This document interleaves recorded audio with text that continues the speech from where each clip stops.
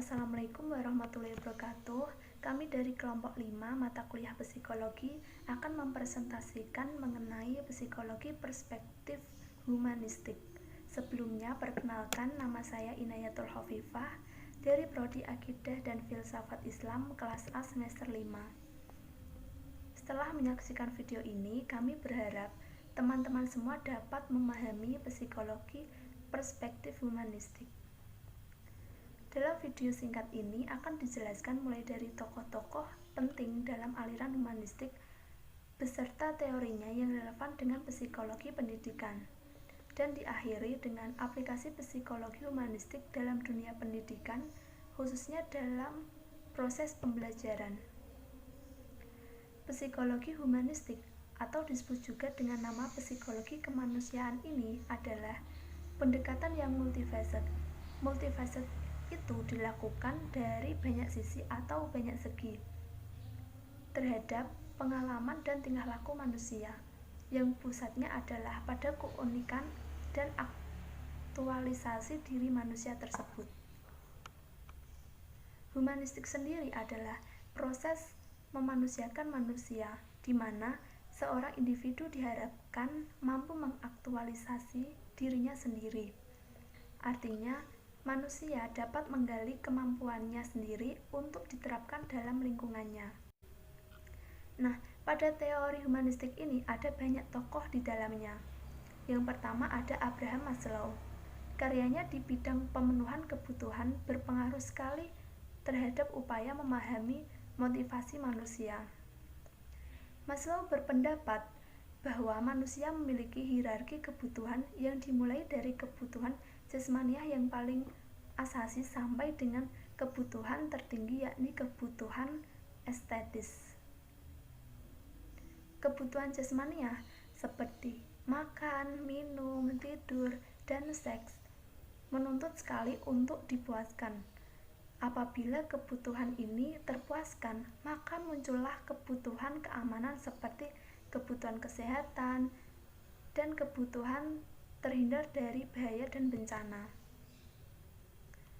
Sesudahnya, Maslow berpendapat adanya kebutuhan estetis, yakni dorongan keindahan dalam arti kebutuhan akan keteraturan, kesimetrisan, dan kelengkapan. Berdasarkan Abraham Maslow, teori humanistik ini lebih mengedepankan motivasi untuk membantu mengembangkan potensi manusia tersebut. Baik, saya akan melanjutkan presentasi yang telah disampaikan oleh Mbak Inayatul Khofifah sebelumnya, yaitu Carl Rogers. Carl Rogers ini mempunyai 5 tipe dalam belajar. Yang pertama adalah gairah untuk belajar, yang kedua belajar bermakna, ketiga tanpa ancaman. Bahwasanya seseorang atau individu yang belajar tidak boleh di bawah ancaman, karena apabila kita belajar di bawah ancaman, kita tidak akan mendapatkan apapun dari proses belajar itu. Yang keempat adalah learning how to learn. Di sini seseorang atau individu mempunyai keinginan sendiri untuk belajar. Yang terakhir, learning enchant atau belajar perubahan. Jadi, mempelajari perubahan-perubahan yang terjadi di dalam diri kita maupun lingkungan kita. Itu adalah 5 tipe dari Carl Rogers. Selanjutnya adalah Aturkom. Menurut Aturkom, belajar tidak akan terjadi apabila tidak memiliki arti bagi seseorang atau individu tersebut. Yang kedua yaitu guru juga tidak bisa memaksakan materi yang tidak disukai atau tidak relevan dengan mereka. Kuncinya adalah harus ada relevansi antara kehidupan sehari-hari dengan apa yang dipelajari. Yang ketiga, persepsi, perasaan, kepercayaan, dan tujuan tingkah laku dalam inner. Itu semua adalah hal-hal yang membuat mereka berbeda. Yang selanjutnya adalah Bloom dan Catwood. Beliau menunjukkan apa yang menjadi kepuasan oleh siswa tercakup dalam 3 kawasan, yaitu kognitif, afektif, dan psikomotorik. Taksonomi Bloom telah berhasil memberi inspirasi banyak pakar lain untuk mengembangkan teori-teori belajar dan pembelajaran. Taksonomi ini telah banyak membantu praktisi pendidikan untuk merumuskan tujuan-tujuan belajar dalam bahasa yang mudah dipahami, operasional, serta dapat diukur. Teori humanistik menurut Bloom dan Catwood ini ada beberapa kawasan. Yang pertama, kawasan kognitif terdiri dari 6 tingkatan, yaitu pengetahuan, pemahaman, aplikasi, analisis, sistematis, serta evaluasi. Yang kedua, kawasan afektif terdiri dari 5 tingkatan, yaitu pengenalan, merespon, penghargaan, pengorganisasian, dan pemahaman. Yang ketiga, kawasan psikomotorik terdiri atas 5 tingkatan, yaitu peniruan, penggunaan, ketetapan, penerapan, serta naturalisasi.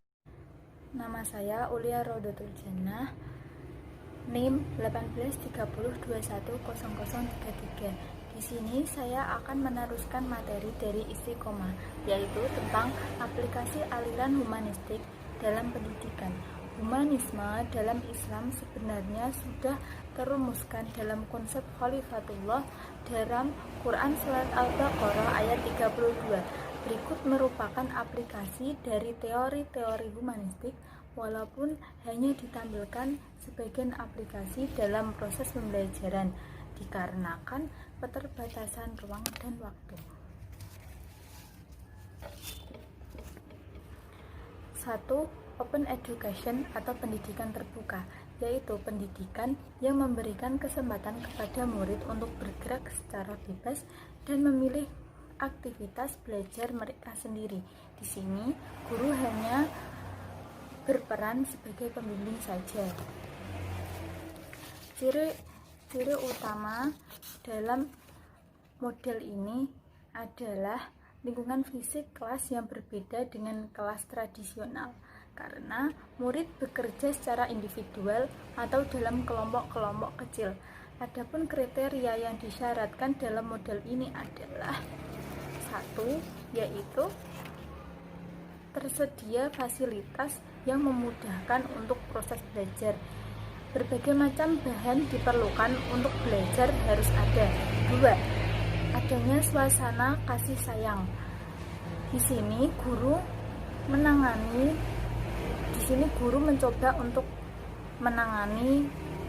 untuk berkomunikasi dengan murid secara pribadi. 3. Adanya ruang dan waktu.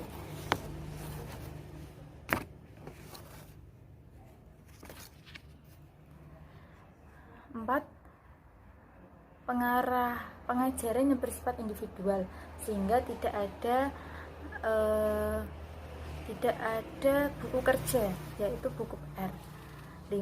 Guru mempersepsi dengan cara mengamati setiap proses yang dilakukan oleh muridnya.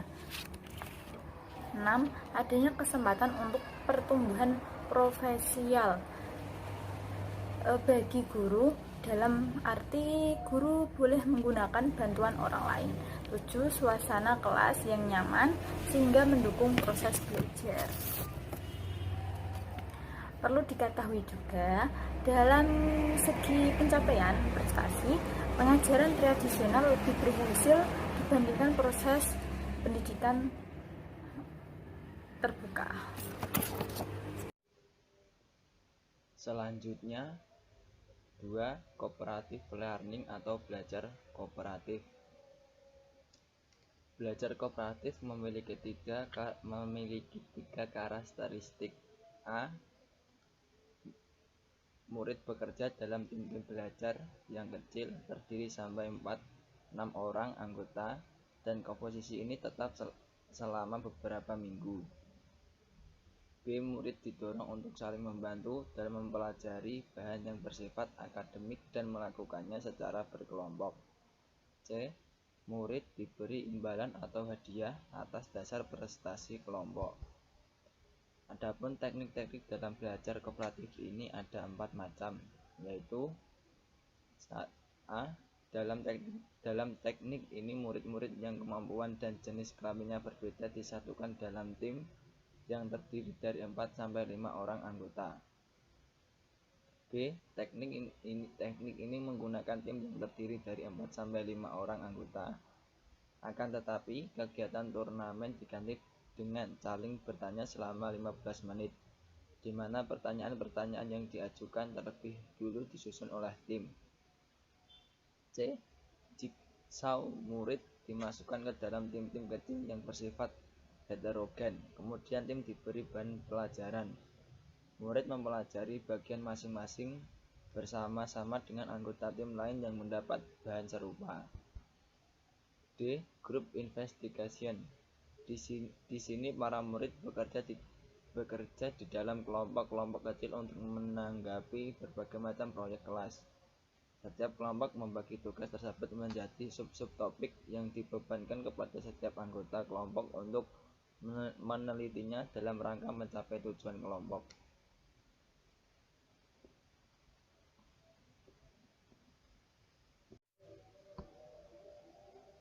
Selanjutnya, student-centered learning, belajar yang terpusat pada siswa. Student-centered learning atau disingkat SCL merupakan strategi pembelajaran yang menempatkan peserta didik secara aktif dan mandiri, serta bertanggung jawab atas pembelajaran yang dilakukan. Yang pertama, ada cooperative learning atau pembelajaran kooperatif. Secara detail, prosedur yang dilakukan dalam metode ini adalah: yang pertama, dosen menjelaskan topik yang akan dipelajari. Yang kedua, ada kelas dibagi menjadi kelompok-kelompok kecil. Setiap kelompok terdiri dari 5-7 orang. Yang ketiga, ada dosen membagi sub-sub topik kepada masing-masing kelompok, disertai dengan pertanyaan atau tugas-tugas yang berkaitan dengan masing-masing subtopik. Terus selanjutnya ada dosen meminta masing-masing kelompok mendiskusikan, menjawab pertanyaan, atau mengerjakan tugas-tugas pada masing-masing subtopik. Selanjutnya ada dosen meminta masing-masing kelompok mempresentasikan hasil diskusi atau pekerjaannya dalam kelompok. Selanjutnya ada dosen memfasilitasi pembahasan topik secara menyeluruh dalam kelas. Yang kedua ada collaborative learning atau pembelajaran kolaboratif. Adapun prosedur pembelajaran kolaboratif adalah sebagai berikut. Dosen menjelaskan topik yang akan dipelajari. Yang kedua ada dosen membagi kelas menjadi kelompok-kelompok kecil yang terdiri dari 5 orang. Yang ketiga ada dosen membagi lembar kasus yang terkait dengan topik yang dipelajari. Selanjutnya ada mahasiswa diminta membaca kasus dan mengerjakan tugas yang berkait dengan persepsi dan solusi terhadap kasus.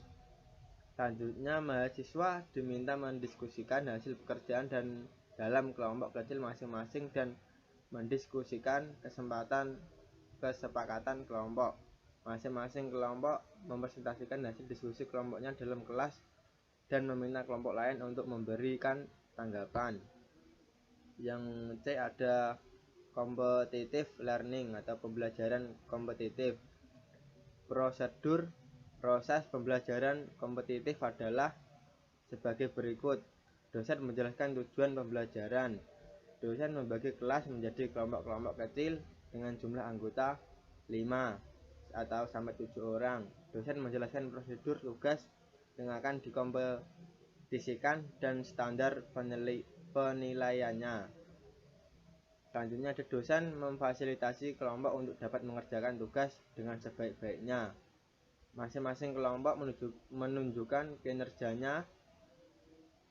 Dosen memberikan penilaian terhadap kinerja kelompok berdasar standar kinerja yang telah disepakati. Terus selanjutnya ada penutup. Psikologi humanistik sangat relevan dengan dunia pendidikan karena aliran ini selalu mendorong meningkatkan kualitas diri manusia melalui penghargaannya terhadap potensi-potensi positif yang ada pada setiap insan. Seiring dengan perubahan dan tuntutan zaman, proses pendidikan pun senantiasa berubah. Dengan adanya perubahan dalam strategi pendidikan dari waktu ke waktu. Dalam strategi pendidikan dari waktu ke waktu tujuan ini. Sekian dari kelompok kami. Wassalamualaikum warahmatullahi wabarakatuh. Prosedur proses pembelajaran kompetitif adalah sebagai berikut. Dosen menjelaskan tujuan pembelajaran. Dosen membagi kelas menjadi kelompok-kelompok kecil dengan jumlah anggota 5 atau sampai 7 orang. Dosen menjelaskan prosedur tugas yang akan dikompetisikan dan standar penilaiannya. Selanjutnya, dosen memfasilitasi kelompok untuk dapat mengerjakan tugas dengan sebaik-baiknya. Masing-masing kelompok menunjukkan kinerjanya. Dosen memberikan penilaian terhadap kinerja kelompok berdasar standar kinerja yang telah disepakati. Terus selanjutnya ada penutup. Psikologi humanistik sangat relevan dengan dunia pendidikan karena aliran ini selalu mendorong meningkatkan kualitas diri manusia melalui penghargaannya terhadap potensi-potensi positif yang ada pada setiap insan. Seiring dengan perubahan dan tuntutan zaman, proses pendidikan pun senantiasa berubah. Dengan adanya perubahan dalam strategi pendidikan dari waktu ke waktu. Dalam strategi pendidikan dari waktu ke waktu tujuan ini. Sekian dari kelompok kami. Wassalamualaikum warahmatullahi wabarakatuh.